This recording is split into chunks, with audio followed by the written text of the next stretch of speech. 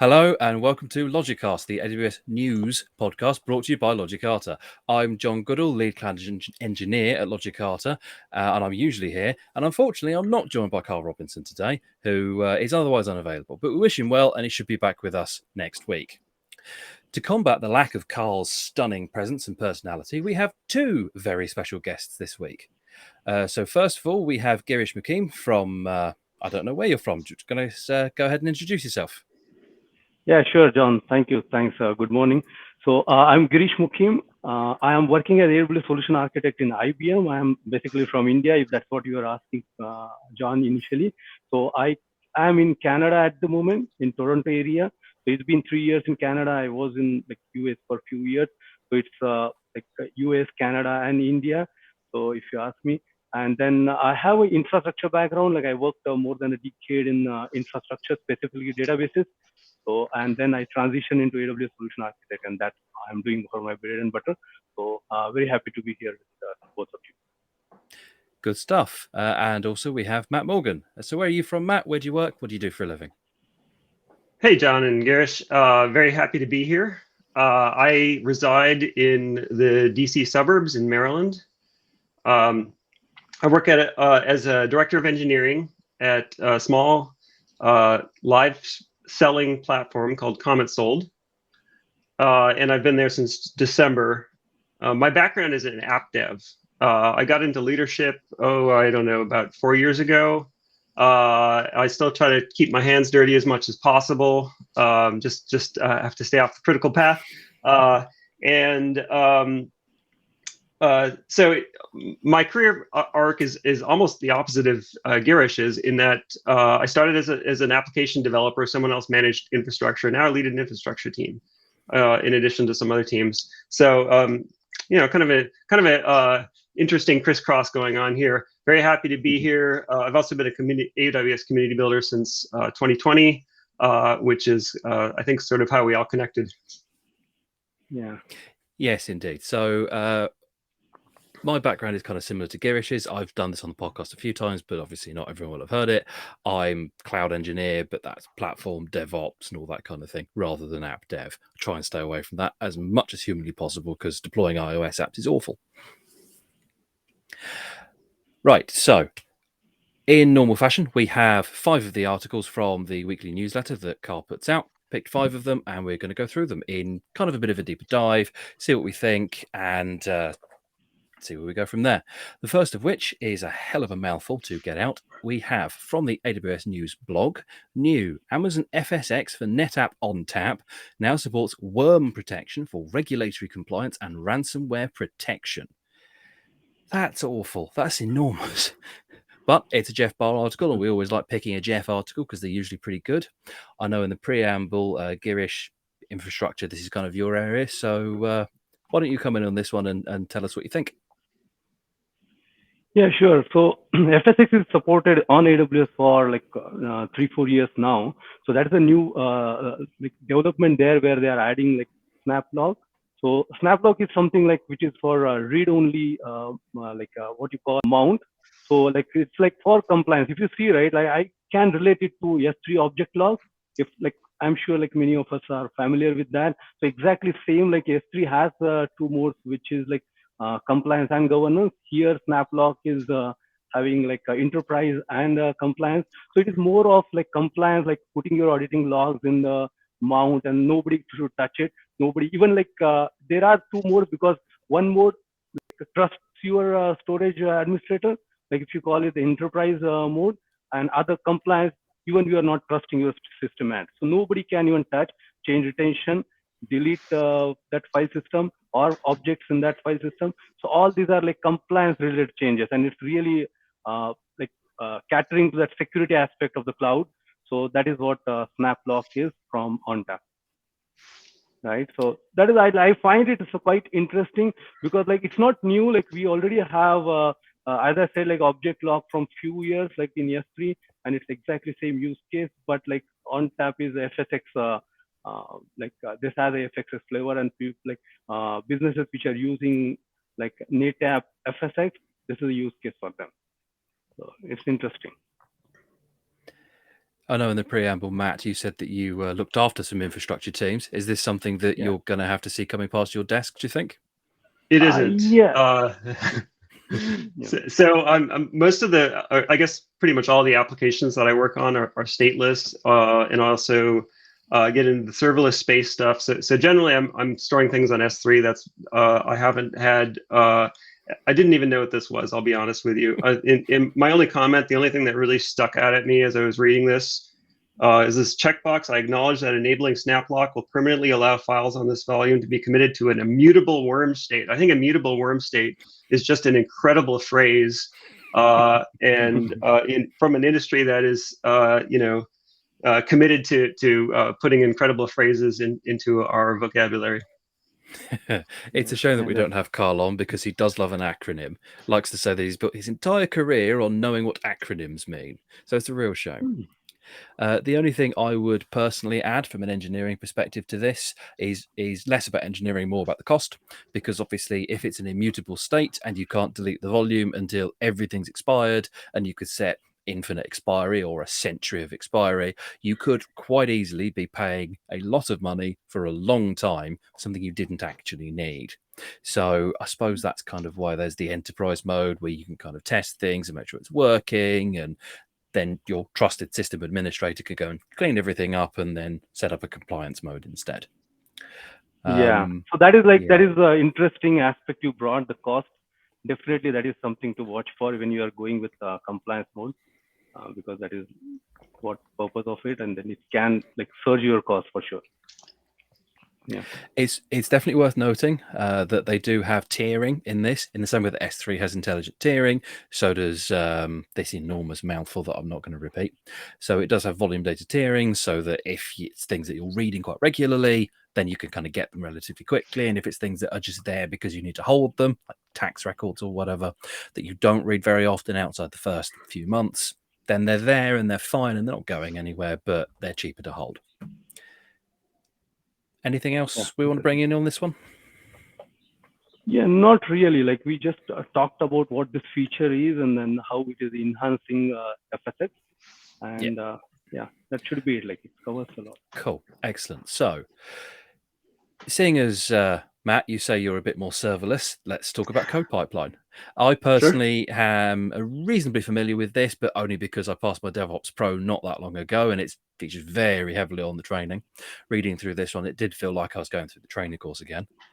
But this is a little bit telling you what it is, and there's a little bit of kind of comparing it to things like Jenkins, GitHub Actions, and what have you. So, is this something that you guys use internally? It is not. So I have used CodePipeline a little bit, but I've never used it for day to day. I think it's I think it's an okay option. I'm not opposed to CodePipeline. I've often found myself coming into an application that's already using something else, and I think that the space of saying, okay, well, we don't want to use Jenkins anymore, for example, which I've done a couple of times. It's kind of one of my plays.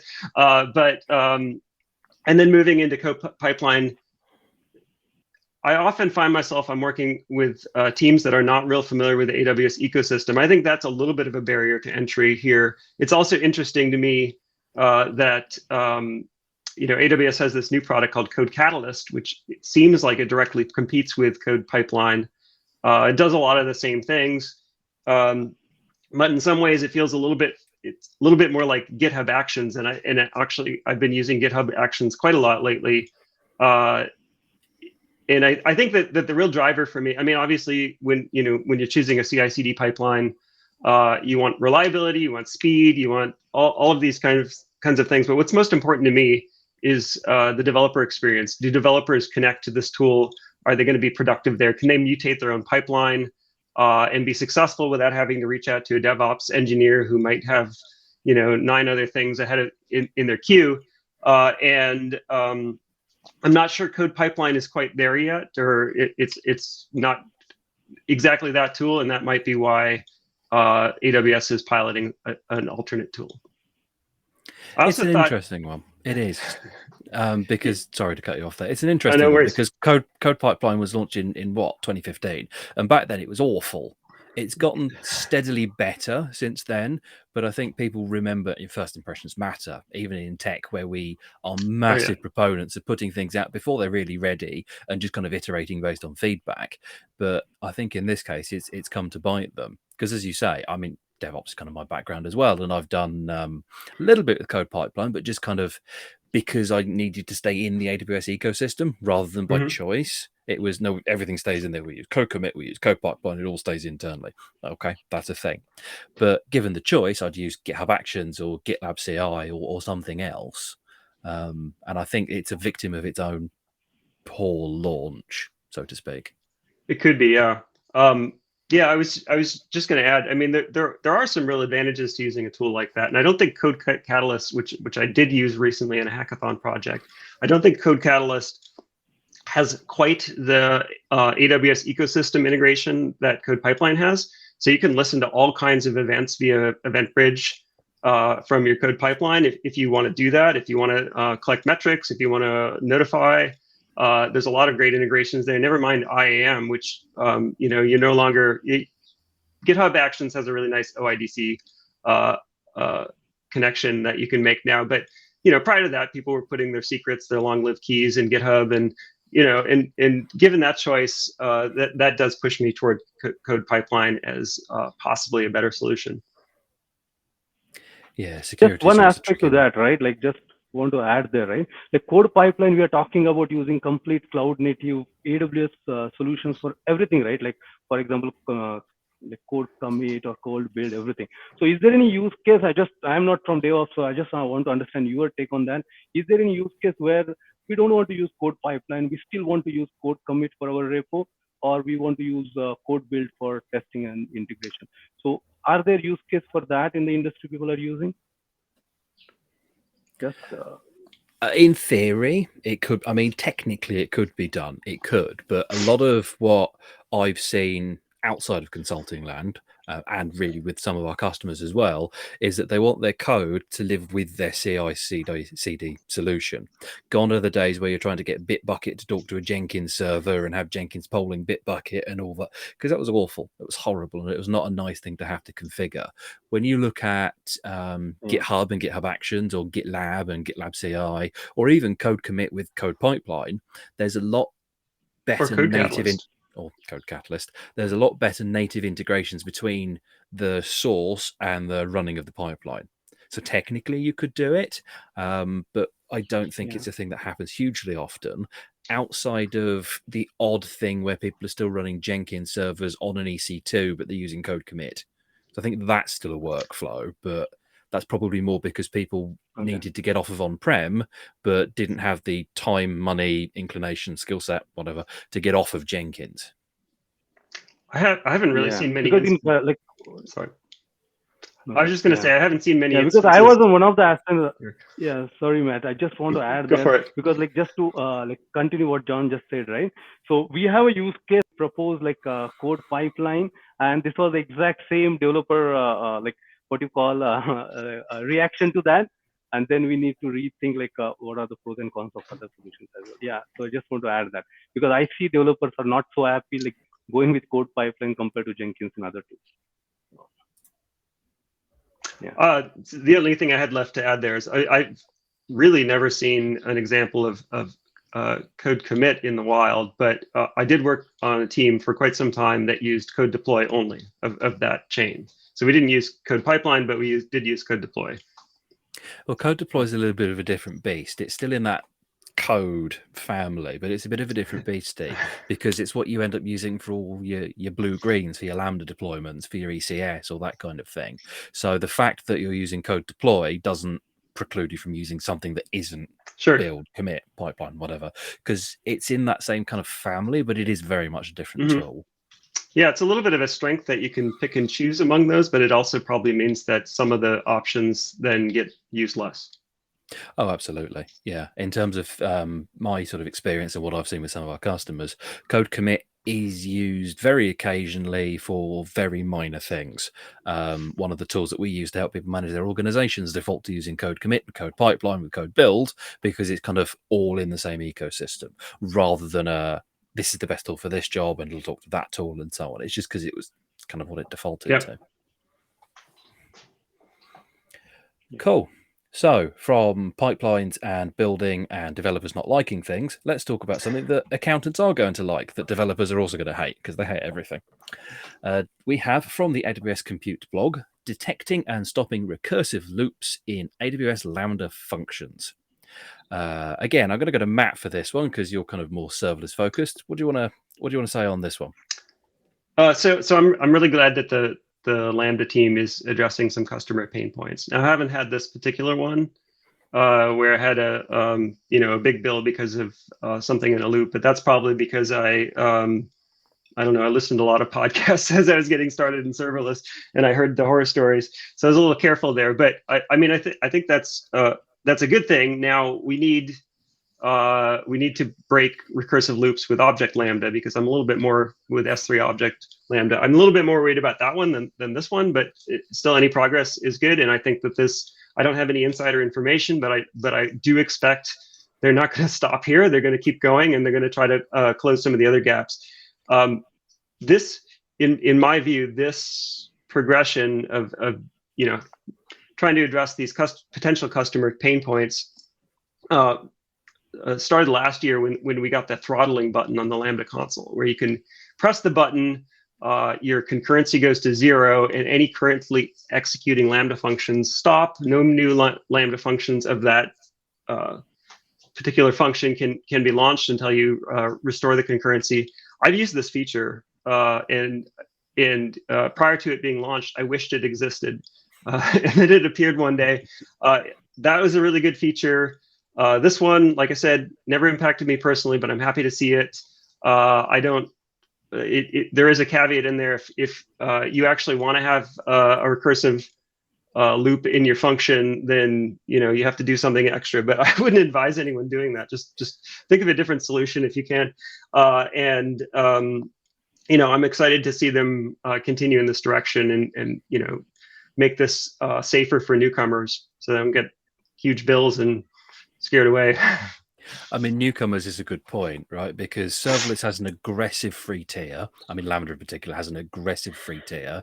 SNS and SQS have also equally aggressive free tiers. So you could very quickly not notice that you had a problem until it started causing you actual financial implications, because you get, 400,000 invocations or something stupidly big, 1 million messages on SQS for nothing. So it could sit there quite happily just calling itself, not costing you anything. You wouldn't notice it until 3 weeks down the line, and oh my god, where's this bill come from?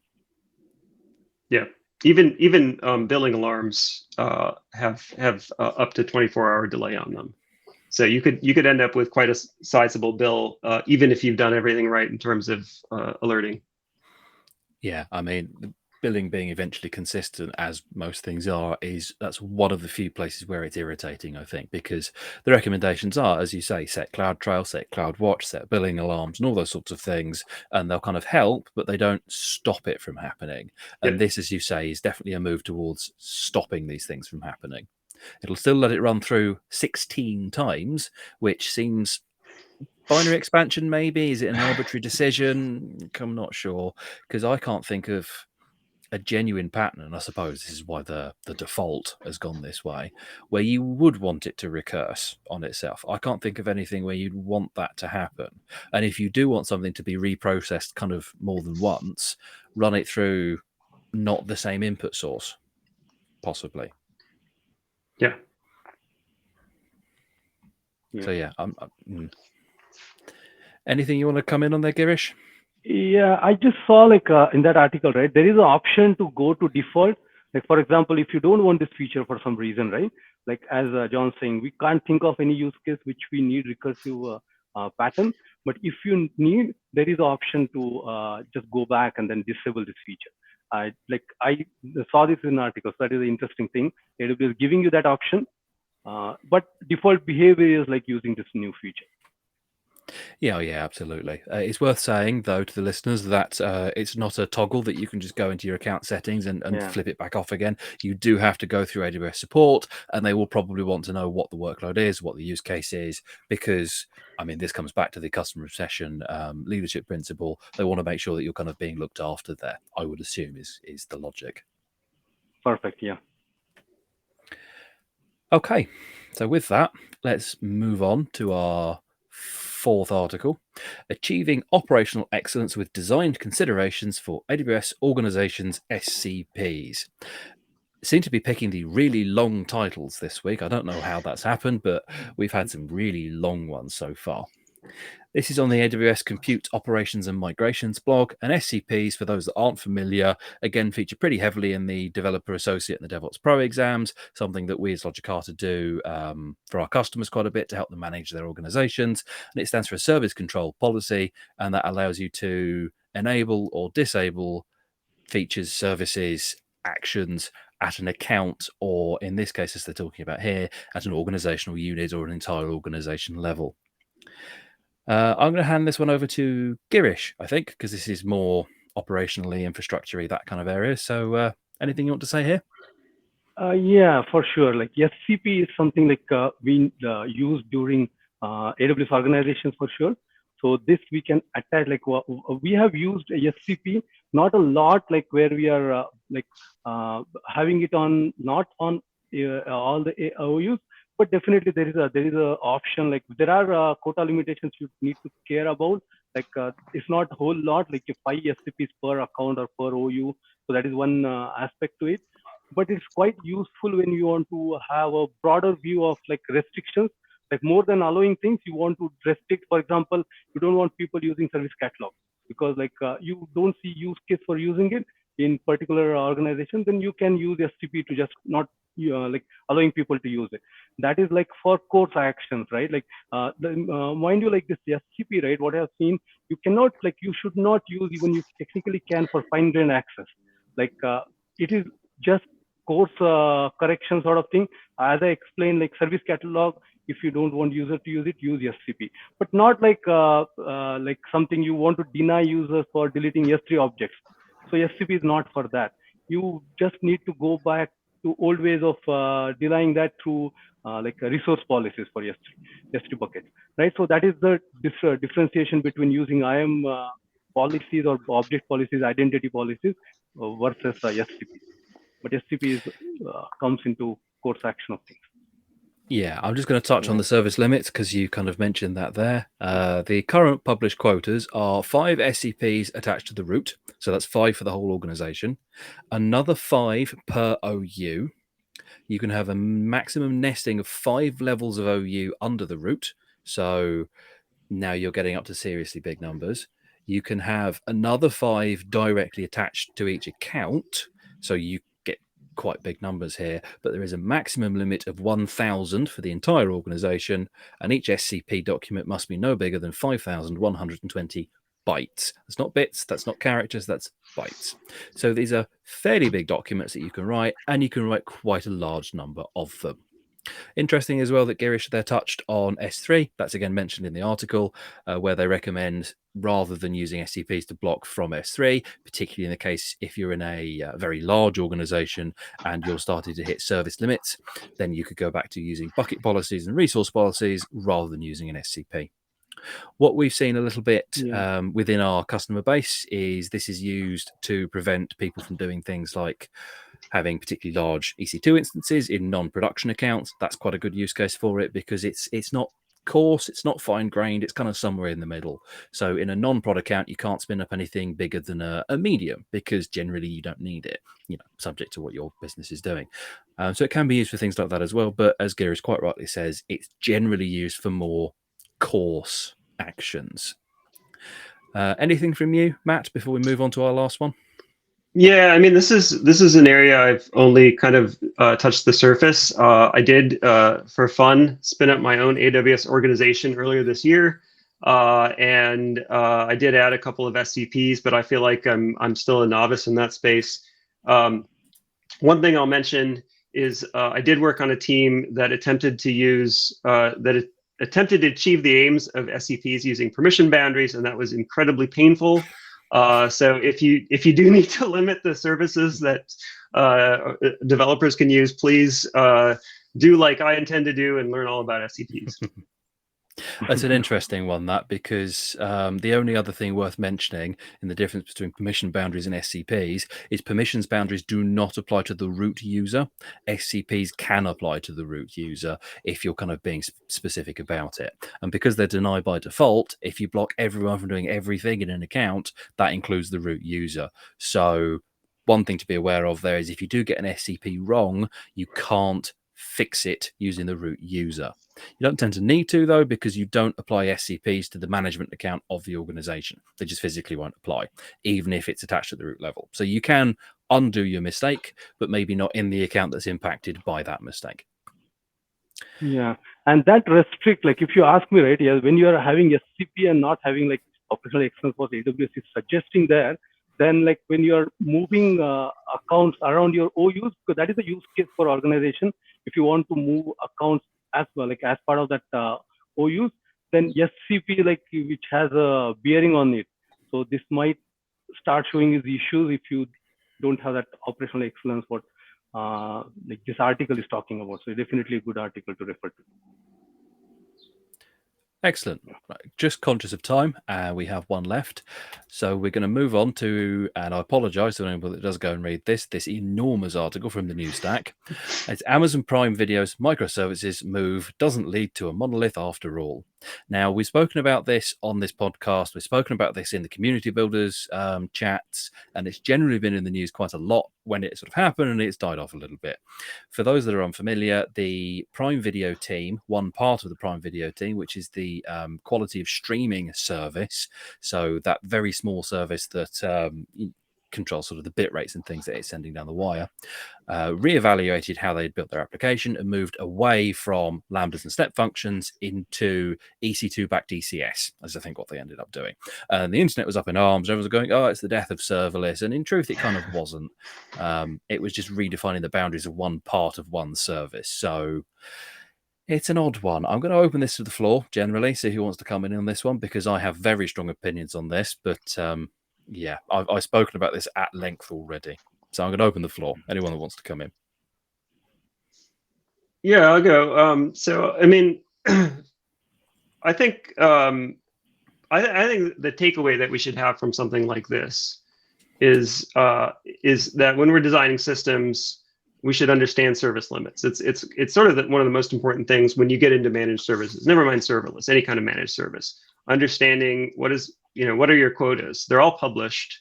They're all easily available. You can even find out which ones can be changed and what it takes to change them. That's a really important thing. So, I'm not suggesting that the Prime service team missed that or didn't understand that, but it's clearly something changed, right? Somewhere along the line, the technical choices that they made encountered scaling issues with service limits.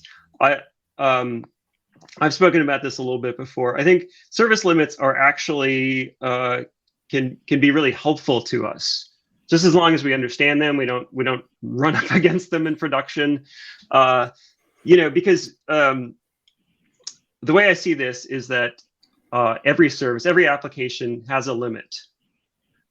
In some cases, that limit is published. You can read it and you can plan for it. In other cases, you have to encounter it, right? Because if you're running your own infrastructure, if you're running in a data center, running a database, there's a max number of connections that database will be able to handle, max number of queries it can execute simultaneously. And if it's not a published limit, then that means that it's just some limit somewhere. And you could reach that limit during an important event and suffer an outage as a result. So, I mean, I think, I'm not impeaching the intentions of the team here, but it does seem clear to me that somewhere along the line, either analysis was missed or the situation changed, and that's why they had to make a change. So I think it was definitely a change in situation, because it does say in the article here, and I'm sure there was other factors as well, that they managed to win the rights for NFL Thursday Night Football, which, not being in the States, I don't know how big that is, but 16.6 million real-time viewers sounds, fairly big. It's probably the equivalent of the UK match of the day on a Sunday night, with just millions of people all at the same time are expecting the service to run. So I expect they never expected that as an option. And that's probably part of what changed.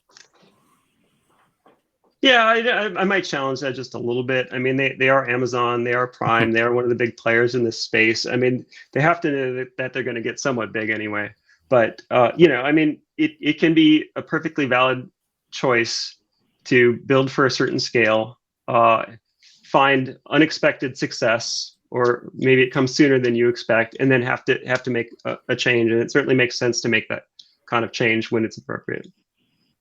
I think the article does touch on something very interesting that I did want to highlight, and that it said that most services cost more to build than they do to run, because in a tech company, sure, your salaries. top three expenses are salaries, office space, and then it's probably your server bill, right?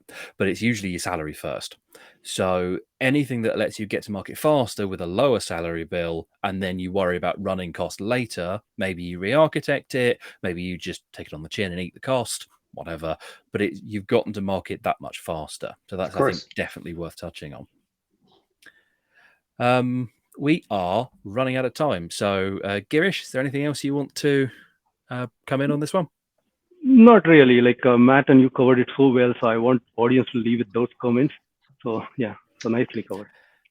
Okay, excellent. That's a good way to end. So this is the end of, I didn't even announce the episode at the start of this episode of Logicast, the AWS News podcast by Logicata.